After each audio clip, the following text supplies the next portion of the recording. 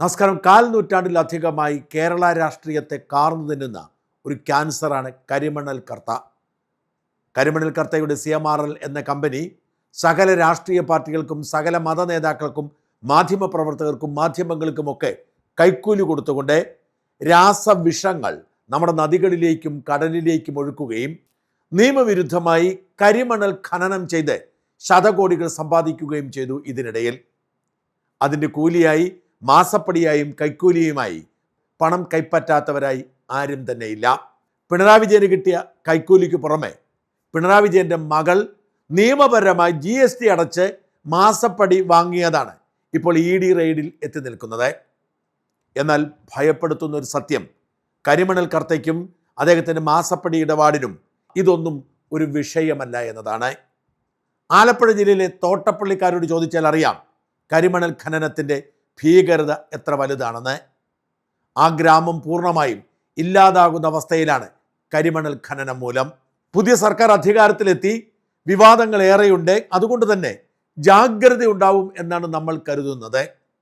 എന്നാൽ കരിമണൽ കർത്തയെ പോലുള്ളവർ എക്കാലത്തും ഏത് സർക്കാർ വന്നാലും എത്ര വിവാദങ്ങൾ ഉണ്ടായാലും ഏത് കോടതി ഇടപെട്ടാലും അവരുടെ വ്യാപാരം തുടരും എന്നതിൻ്റെ സൂചനയായി വേണം വാസ്തവത്തിൽ കുട്ടനാട് MLA റജി ചെറിയാൻ്റെ നീക്കങ്ങളെ നമ്മൾ കാണാൻ.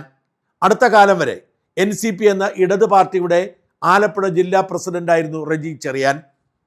കുട്ടനാട് MLA ആയിരുന്ന തോമസ് കെ തോമസുമായി ഉടക്കുണ്ടാക്കി തോമസ് കെ തോമസിനെ കൊല്ലാൻ വരെ ശ്രമിച്ചു എന്ന് റജി ചെറിയാനെതിരെ ആരോപണമുണ്ടായതിൻ്റെ പശ്ചാത്തലത്തിൽ പാർട്ടിയിൽ നിന്ന് പുറത്തു പോവുകയും പിന്നീട് കേരള കോൺഗ്രസ് ജോസഫിൻ്റെ പ്രതിനിധിയായി UDF സ്ഥാനാർത്ഥിയായി കുട്ടനാട് മത്സരിക്കുകയുമായിരുന്നു. കേരളത്തിൽ അങ്ങോളം ഇങ്ങോളം ആഞ്ഞുവീശിയ പിണറായി വിരുദ്ധ കൊടുങ്കാറ്റിൽ തോമസ് കെ തോമസ് തോറ്റപ്പോൾ റജി ചെറിയാൻ എന്ന ശതകോടീശ്വരൻ കേരളത്തിൻ്റെ MLA ആയി. റജി ചെറിയാൻ ഒരു ചെറിയ മീനല്ല. ഒരുപക്ഷെ കേരളത്തിലെ ഏറ്റവും സമ്പന്നനായ MLA റജി ചെറിയാനാവും. റജി ചെറിയാൻ നിയമസഭാ സത്യവാങ്മൂലത്തിൽ സമർപ്പിച്ചിരിക്കുന്നത് 218 കോടിയുടെ ആസ്തിയുണ്ടെന്നാണ്. ഔദ്യോഗികമായി 218 കോടി എന്ന് പറഞ്ഞാൽ കുറഞ്ഞത് 2000 കോടിയെങ്കിലും എന്ന് നമ്മൾ വിലയിരുത്തണം. ഇവരൊക്കെ സാധന സാമഗ്രികൾക്ക് മൂല്യം നിശ്ചയിക്കുന്നത് എങ്ങനെയാണെന്ന് നമുക്കറിയാം. ഇത്രയും സ്വത്തുള്ള മറ്റൊരു MLA കേരളത്തിലുണ്ടെന്ന് ഞാൻ കരുതുന്നില്ല. ആലപ്പുഴയിലെ റമദ ഹോട്ടൽ അടക്കം അനേകം ബിസിനസ് സംരംഭങ്ങളുടെ ഉടമയാണ് റജി ചെറിയാൻ. കേരളത്തിലെ വളരെ വിചിത്രമായൊരു മണ്ഡലമാണ് കുട്ടനാടെന്ന് എനിക്ക് തോന്നിയിട്ടുണ്ട്. അവിടെ ജയിക്കണമെങ്കിൽ മുതലാളിയായിരിക്കണം. മുൻ MLA തോമസ് കെ തോമസും അതിനു മുമ്പ് MLA ആയിരുന്ന തോമസ് ചാണ്ടിയുമൊക്കെ പണത്തിൻ്റെ ബലത്തിൽ ജയിച്ചവരാണ്. ആ പാരമ്പര്യം മുന്നണി മാറിയെങ്കിലും ഇപ്പോൾ തുടരുന്നു എന്നതിൻ്റെ ലക്ഷണമാണ് റജി ചെറിയാന് വിജയം. ആ റജി ചെറിയാൻ MLA ആയ ഉടൻ എന്തിനു വേണ്ടിയാണ് തോട്ടപ്പള്ളി സന്ദർശിച്ചത് എന്നത് ഒരു ചോദ്യചിഹ്നമാവുകയും അതിന് പിന്നിൽ കരിമണൽ കർത്തയുടെ കറുത്ത കൈകളുണ്ട് എന്ന ആരോപണം ശക്തമാവുകയും ചെയ്തിരിക്കുന്നു. തോട്ടപ്പള്ളിയിലെ തുടർച്ചയായ ഖനനം മൂലം ഇക്കുറി തോട്ടപ്പള്ളിയിലെ പൊഴി അടഞ്ഞതേയില്ല. കുട്ടനാട്ടിലെ ജലശുദ്ധി നിലനിൽക്കണമെങ്കിൽ വേനൽക്കാലത്ത് പൊഴി അടയുകയും മഴക്കാലത്ത് തുറക്കുകയും വേണം. കുട്ടനാട്ടിൽ അധികമായി വരുന്ന ജലം കടൽ സ്വീകരിക്കേണ്ടതും. എന്നാൽ ഇക്കുറി പൊഴി അടഞ്ഞിട്ടേയില്ല, വെള്ളം കയറി കിടക്കുന്നു. കുട്ടനാട്ടിലെ കൃഷി പോലും മുടങ്ങുന്ന സാഹചര്യം ഉണ്ടായിരിക്കുന്നു. ഇതിനിടയിൽ എന്തിനാണ് ദുരൂഹമായി റജി ചെറിയാൻ അങ്ങോട്ട് പോയത് എന്ന ചോദ്യം പ്രസക്തമാണ്. 3-4 ദിവസം മഴ ശക്തമായി പെയ്തു, അതുകൊണ്ട് കുട്ടനാടിനെ രക്ഷിക്കാൻ വേണ്ടി പൊഴി തുറക്കുന്നതിനെക്കുറിച്ച് ആലോചിക്കാൻ വേണ്ടി പോയതാണ് എന്ന് റജി ചെറിയാൻ വിശദീകരിക്കുമ്പോൾ സഹ UDF MLA കൂടിയായ അമ്പലപ്പുഴയിലെ G സുധാകരൻ അതിനെ നിഷേധിക്കുന്നു. സുധാകരൻ പറയുന്നത് കരിമണൽ ലോബിക്ക് വേണ്ടിയാണ് റജി ചെറിയാൻ തോട്ടപ്പള്ളിക്ക് പോയത് എന്നാണ്. താൻ MLA ആയിരിക്കുമ്പോൾ തൻ്റെ മണ്ഡലത്തിൽ വന്ന് അങ്ങനെ ഒരു ഇടപെടൽ നടത്തുന്നത് ശരിയല്ല, വേണമെങ്കിൽ തനിക്ക് നിയമ നടപടി എടുക്കാം, താൻ ഈ മുതലാളിയുടെ കള്ളു കുടിക്കാൻ വേണ്ടി പോയിട്ടില്ല, പലരും കള്ളു കുടിക്കാൻ പോയിട്ടുണ്ട് എന്നൊക്കെ പറഞ്ഞ് G സുധാകരൻ പൊട്ടിത്തെറിച്ചു. കുട്ടനാട്ടിലെ MLA ഇവിടെ വന്ന് പരിശോധിക്കുകയാണ്, ഞാനറിയാം. അദ്ദേഹം കുറെ സെക്രട്ടറികളെല്ലാം കൊണ്ടുവന്ന് അവിടെ എല്ലാം നോക്കാണ്. ഉടനെ കൊണ്ട് തിരുവനന്തപുരത്ത് കാർ പിടിച്ചു വരുന്നത് സൂപ്രണ്ട് കെജരിയാണ് സുകേഷൻ. അയാൾ വിളിച്ചു വരുത്തിയതാണ്. കുട്ടനാട് MLA ആദ്യമായിട്ട് MLA ആണ്. അയാൾ പോലീസ് വല്ല വിദേശ ഉദ്യോഗസ്ഥർക്ക് വലിയ സ്ഥാപനത്തിന്റെ പ്രസിഡന്റ്. ഞാനത് ഇതുവരെ വെള്ളം അടിക്കാൻ പോയിട്ടില്ല. അവിടെ എന്നോട് സ്നേഹമായി ഉണ്ടാവത്തില്ല. അവിടെ വെള്ളം അടിക്കാൻ പോകുന്ന നേരൊക്കെ മണ്ഡലത്തിലൊക്കെ എനിക്ക് നന്നായിട്ടറിയാം. ഞാൻ അതിന്റെ പേര് പറയാം. അമ്പലപ്പുഴ MLA പ്രിവിലേജ് ലംഘിച്ചിരിക്കുകയാണ്. പ്രിവിലേജ് കമ്മിറ്റി ഉണ്ട്, അവിടെ കൊടുത്താൽ വേണ്ടി ശിക്ഷിക്കപ്പെടും. റജി ചെറിയാൻ കരിമണൽ ഖനന ലോബിക്ക് വേണ്ടി പ്രവർത്തിക്കുന്നു എന്ന് ആരോപിച്ചത് UDF-നെതിരെ ഒരു MLA ആണ്. ജി സുധാകരൻ നമുക്കൊക്കെ അറിയാം, ദീർഘകാലം കമ്മ്യൂണിസ്റ്റ് പാർട്ടിയുടെ ഭാഗമായിരുന്നു. എന്നാൽ അദ്ദേഹം ഒരിക്കലും അഴിമതി ചെയ്തിട്ടില്ല. മുതലാളിമാരുടെ മുമ്പിൽ പോയി നടുകുനിച്ചു നിന്നോ അടിയറ വെച്ചോ ശീലമില്ല. ജി സുധാകരൻ അതുകൊണ്ട് തന്നെ തൻ്റെ അധികാര പരിധിയിലുള്ള ഒരിടത്തേക്ക് തൊട്ടയൽപ്പക്കത്തെ MLA വന്ന് കടന്നു കയറിയതിന് പിന്നിലെ ദുരൂഹത ചോദ്യം ചെയ്താൽ നമുക്ക് കുറ്റം പറയാൻ കഴിയില്ല. ഉത്തരമില്ലാത്ത റെജി ചെറിയാൻ പക്ഷേ ജി സുധാകരനെ ചീത്ത വിളിച്ചുകൊണ്ട് ജി സുധാകരന്റെ രാഷ്ട്രീയ പാരമ്പര്യം ചോദ്യം ചെയ്തുകൊണ്ട് രംഗത്ത് വന്നു. ഈ പറഞ്ഞ മഹാൻ മന്ത്രിയായിട്ടിരിക്കുന്ന കാലത്തും അവിടുന്ന് മണ്ണ് കൊണ്ടിട്ടുണ്ട്. രാത്രിക്ക് രാത്രി എമർജൻസി കോൺട്രാക്ട് കൊടുത്ത് കോടികൾ മുടക്കി അവിടുന്ന് മണ്ണ് മാറ്റാൻ തുടങ്ങും, മണ്ണ് കൊണ്ടുപോകാൻ തുടങ്ങും. അത് അടൂരോട്ടോ അല്ലെങ്കിൽ വേറെ എങ്ങോട്ടാണെന്നുള്ളത് അറിയാവുന്നേ അന്നത്തെ ഭരിച്ചവർക്കാണ്, അവർക്കാണ് അറിയാവുന്നേ. റെജി ചെറിയാൻ പോയത് മണ്ണ് വാരിക്കൊണ്ട് പോകാനല്ല.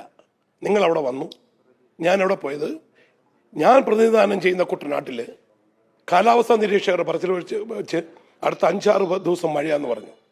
എൻ്റെ ഉത്തരവാദിത്വമാണ് തോട്ടപ്പള്ളി പൊഴി തുറന്നു കിടക്കുകയാണോ അല്ലയോ എന്നറിയേണ്ടത്. ഇവിടെ പ്രതിസന്ധിയിലാകുന്നത് UDF ആണ്.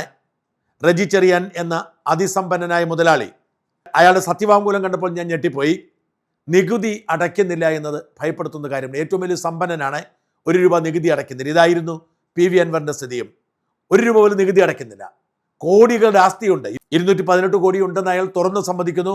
അതിനപ്പുറത്തേക്കൊക്കെ ആസ്തിയുണ്ട്, വ്യാപാര സ്ഥാപനങ്ങളുണ്ട്. പക്ഷേ നികുതി അടയ്ക്കുന്ന ഭാഗം എഴുതുമ്പോൾ നിൽ നിൽ നിൽ എന്നാണ് എഴുതിയിരിക്കുന്നത്. അതിനൊടുവിൽ ചെല്ലുമ്പോൾ 2017 മുതൽ 2024 വരെയുള്ള നികുതി ക്ലെയിം കിടപ്പുണ്ട്. ഇൻകം ടാക്സ് ഡിപ്പാർട്ട്മെന്റ് നികുതി ആവശ്യപ്പെട്ടിരിക്കുന്ന തുക ഏതാണ്ട് 3.5 കോടി രൂപയാണ് ഈ കാലയളവിൽ ഇൻകം ടാക്സ് അടയ്ക്കേണ്ടത്. എന്നാൽ അടച്ചിട്ടില്ല. അതിനെതിരെ കോടതിയിൽ പോയി സ്റ്റേ മേടിച്ചിട്ടിരിക്കുകയാണ്. നോക്കണം, പൊതുപ്രവർത്തകനാണ്, MLA ആണ്, കോടിക്കണക്കിന് രൂപയുടെ ആസ്തിയുണ്ട്, നിരവധി വ്യാപാര സ്ഥാപനങ്ങളുണ്ട്. പക്ഷേ നികുതി അടയ്ക്കാൻ മടിയാണ്. അത് നിയമപോരാട്ടം നടത്തി സ്റ്റേ ചെയ്യുന്നു. അങ്ങനെ ഒരാളെ തിരുത്താൻ ജി സുധാകരനെ പോലെ ഒരാൾ ഉണ്ടല്ലോ എന്നത് തന്നെ ആശ്വാസകരവും പ്രതീക്ഷാ നിർഭരവുമാണ്. തോട്ടപ്പള്ളിയിൽ കരിമണൽ ഖനനത്തിനെതിരെ സമരം നടത്തുന്ന സമിതിയുടെ നേതാവ് ഭദ്രനോട് ഞാൻ ഇക്കാര്യത്തെക്കുറിച്ച് ചോദിച്ചു. അദ്ദേഹം പറയുന്നു, ഇപ്പോഴത്തെ സാഹചര്യത്തിൽ ഇങ്ങനെയൊരു സന്ദർശനം MLA റെജി ചെറിയാൻ നടത്തണമെങ്കിൽ അത് കരിമണൽ ഖനന ലോബിക്ക് വേണ്ടിയാണ് എന്ന് സംശയിക്കേണ്ടിയിരിക്കുന്നുവെന്ന്. ജി സുധാകരൻ പറയുന്നത് തോട്ടപ്പള്ളിയിൽ നിന്നും മറ്റും ശേഖരിക്കുന്ന മണൽ എങ്ങോട്ട് പോകുന്നു എന്ന കാര്യത്തിൽ പോലും സംശയമുണ്ടെന്നാണ്. തോട്ടപ്പള്ളി പൊഴിയുടെ 2 വശത്തു നിന്നുമായി ഏതാണ്ട് 1 ലക്ഷം ക്യൂബിക് അടി മണൽ നീക്കണം എന്ന് ചിലർ ഗൂഢാലോചന നടത്തുന്നുണ്ട്. ഇതിൽ ഏറ്റവും പ്രധാനപ്പെട്ട ചോദ്യം, നിരവധി പൊഴികൾ വേമ്പനാട് കായലിനുണ്ടെങ്കിലും ഈ തോട്ടപ്പള്ളി തന്നെ തുറക്കണം എന്ന് വാശി എന്തിനാണ്? വാസ്തവത്തിൽ കുട്ടനാടിൻ്റെ പേര് പറഞ്ഞുകൊണ്ട് തോട്ടപ്പള്ളി തുറന്ന് അവിടുത്തെ കരിമണൽ ഖനനം ചെയ്യുക എന്ന ലക്ഷ്യത്തിന്റെ ഭാഗമാണെന്ന് സംശയിക്കേണ്ടിയിരിക്കുന്നു. ശ്രീ ഭദ്രൻ പറയുന്നത് കൂടി കേൾക്കുക. നമസ്കാരം ഭദ്രൻ സാറേ. ഇപ്പൊ ഈ കുട്ടനാട് MLA-യും അമ്പലപ്പുഴ MLA തമ്മിൽ തർക്കമുണ്ട്. ഇപ്പൊ കുട്ടനാട് MLA അവിടെ എത്തിയിരുന്നു. ആ കുട്ടനാട് MLA എത്തിയത്, കുട്ടനാട് MLA പറയുന്നത് പൊഴി തുറക്കാൻ വേണ്ടിയാണോ? ഈ പൊഴി തുറന്നാൽ ഈ ഉപ്പുവെള്ളം അങ്ങോട്ട് കയറത്തല്ലേ ഉള്ളൂ. എന്താണ് അതിന്റെ വിഷയം, എന്നാണ് അറിയാവോ സാറേ? ഈ കഴിഞ്ഞ 5 വർഷമായിട്ട് അവിടെ നടന്ന ഖനനത്തെ തുടർന്ന് പൊഴി തുറന്നു തന്നെ കിടക്കുകയാണ്. പൊഴി ഇത്തവണ അടഞ്ഞിട്ടില്ല. ഇല്ല. എല്ലാ സീസണിലും പൊഴി അടയുന്നതാണ്. ഇത്തവണ പൊഴി അടഞ്ഞിട്ടില്ല. ഇത്തവണ കുട്ടനാട്ടിലേക്ക് ഉപ്പുവെള്ളം കയറി കിടക്കുകയാണ്. ശരി, കുട്ടനാട് നശിക്കുക. നശിക്കുകയാണ്. അവിടെ ഈ പുറക്കാട്, തകഴി പഞ്ചായത്തുകളിൽ 1 ഭൂ കൃഷി പോലും ചെയ്യാൻ പറ്റിയില്ല ഇത്തവണ. ശരി ശരി ശരി. 2 ഭൂ കൃഷി ചെയ്യുന്ന സ്ഥലത്ത് പോലും നടന്നിട്ടില്ല. അപ്പൊ സാങ്കേതികമായിട്ട് ഈ പൊഴി അടഞ്ഞു കിടക്കേണ്ടതാണ് മഴയില്ലാത്തപ്പോൾ, അല്ലെ? മഴയില്ലാത്തപ്പോ. എന്നിട്ട് മഴ ആകുമ്പോൾ പൊഴി തന്നെ തുറന്ന് പോകും, അല്ലെ പൊഴി തുറന്നു കൊടുക്കണം. അതെ അതെ. അല്ലെങ്കിൽ അവിടെ എന്ത് പറ്റും? വെള്ളപ്പൊക്കം ഉണ്ടാവും അവിടെ ഈ കായൽ ഭാഗത്ത് വെള്ളപ്പൊക്കം ഉണ്ടാകും. അത് തുറന്നു കൊടുത്താൽ അതിലേക്ക് പൊക്കോളും, അതിലേക്ക് പോരും ഈ വെള്ളം. അത് കടലിലെ ജലനിരപ്പ് താഴ്ന്നിരിക്കുകയാണെങ്കിലേ പറ്റുള്ളൂ. ഓ, മനസ്സിലായി. ഇപ്പൊ അങ്ങനല്ല. ഇപ്പൊ അങ്ങനെയല്ലല്ലോ. അപ്പൊ ഇതിന്റെ പിന്നിൽ എന്തൊരു ഗൂഢാലോചന? അപ്പൊ MLA വന്ന് എന്തിനായിരിക്കും? കുട്ടനാട് MLA വന്നത് എന്തിനായിരിക്കും? ആരുടെയെങ്കിലും ഒക്കെ നിർദ്ദേശപ്രകാരമായിരിക്കും. എന്തായിരിക്കും ഉദ്ദേശം? കരിമണൽ ഖനനവുമായി ബന്ധപ്പെട്ടതിനെ ആയിരിക്കാം വേണമെങ്കിൽ. തീർച്ചയായിട്ടും. അപ്പൊ അവിടുത്തെ പ്രശ്നം എന്താണ്? ഇപ്പൊ നിങ്ങളുടെ തോട്ടപ്പള്ളിക്കാരുടെ വിഷയം എന്താണ്? തോട്ടപ്പള്ളിയിലെ പ്രശ്നം എന്ന് പറഞ്ഞു കഴിഞ്ഞാല് തോട്ടപ്പള്ളിക്കാർക്കും കുട്ടനാട്ടുകാർക്കും ഉള്ള പ്രശ്നം എന്ന് പറഞ്ഞു കഴിഞ്ഞാൽ പൊഴി അടഞ്ഞിട്ടില്ല. പൊഴിയിലൂടെ ഉപ്പുവെള്ളം കുട്ടനാട്ടിലേക്ക് കയറിക്കൊണ്ടിരിക്കുകയാണ്. കുട്ടനാട്ടിൽ നിന്ന് പിന്നെ പുറത്തേക്ക് ജലസമ്മർദ്ദം ഇല്ല, വെള്ളം പോകാനുള്ള സൗകര്യമില്ല. വേലിയേറ്റവും വേലിയിറക്കവും വേലിയേറ്റമൊക്കെ ഉണ്ടാകുന്നുണ്ടെങ്കിൽ ഉപ്പുവെള്ളം കയറി കുട്ടനാട്ടിലേക്ക് കയറിക്കൊണ്ടിരിക്കുകയാണ്. കുട്ടനാട് നശിച്ചുകൊണ്ടിരിക്കുകയാണ്. അപ്പൊ അത് തടയാൻ വേണ്ടിട്ടല്ല ചെയ്യേണ്ട MLA, അതിനു വേണ്ടല്ലേ ചെയ്യുന്നത് അല്ലേ? അതിനോട് ഇവിടെ ഖനനത്തിന്റെ ഇത്തവണ ഇത് പൊഴി തുറക്കേണ്ടെന്ന് ആവശ്യമില്ല. ഈ പൊഴി അടയുകയാണെങ്കിൽ വെള്ളം ഒഴുകാൻ സൗകര്യം ഇല്ലെങ്കിൽ മാത്രം കുട്ടനാട്ടിൽ ജലനിരപ്പ് ഉയരുകയാണെങ്കിൽ മാത്രം പൊഴി തുറന്നാൽ മതി. ശരി. ഇല്ലെങ്കിൽ കുട്ടനാട്ടിലെ പൊഴി തുറക്കേണ്ടത് ഈ തോട്ടപ്പള്ളി തുറക്കേണ്ടുന്ന കാര്യമില്ല. ഇതൊരു എല്ലാ പൊഴിമുഖങ്ങളും സേഫ്റ്റി വാൽവുകളാണ്. അതായത് കായലില്, നദികളിലെ വെള്ളം കായലിൽ വന്ന് കിടക്കുന്നതാണ് നല്ലത്. പക്ഷെ അവിടെ വെള്ളപ്പൊക്കം അയാൾ അഴിച്ചുവിടണം. പക്ഷെ കടൽ താന്നിരിക്കണം.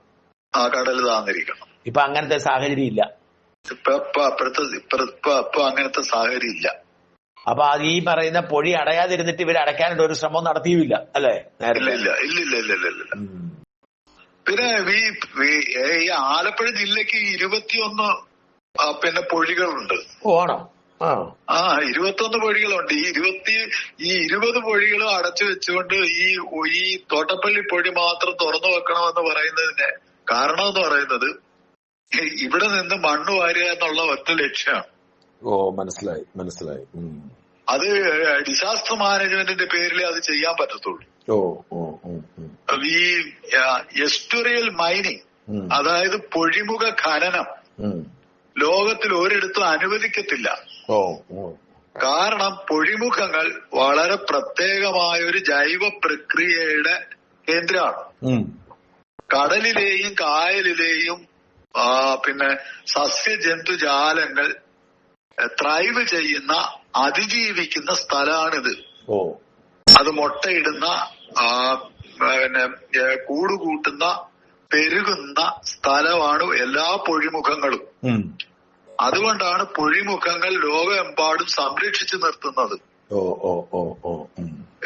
പല സംഗതികൾ, ഈ കടലാമകളൊക്കെ ഇവിടെ വരുന്നത് എന്തുകൊണ്ടാണ്? മുട്ടയിടാനായിട്ട് ഇവിടെയാ വരിക. മനസ്സിലായി. അതുപോലെ തന്നെ സീസണൽ ആയിട്ടുള്ള ഒത്തിരി മത്സ്യങ്ങൾ ഇവിടെ വരും മുട്ടയിടാൻ. കക്കയൊക്കെ സംരക്ഷിക്കപ്പെടണ്ടേ? ഈ കൊഞ്ച് വേണ്ടേ? ഈ ആറ്റുകൊഞ്ചെന്നൊക്കെ പറയുന്നത് വളരെ ഡിലീഷ്യസ് ആയിട്ടുള്ള സാധനമല്ലേ?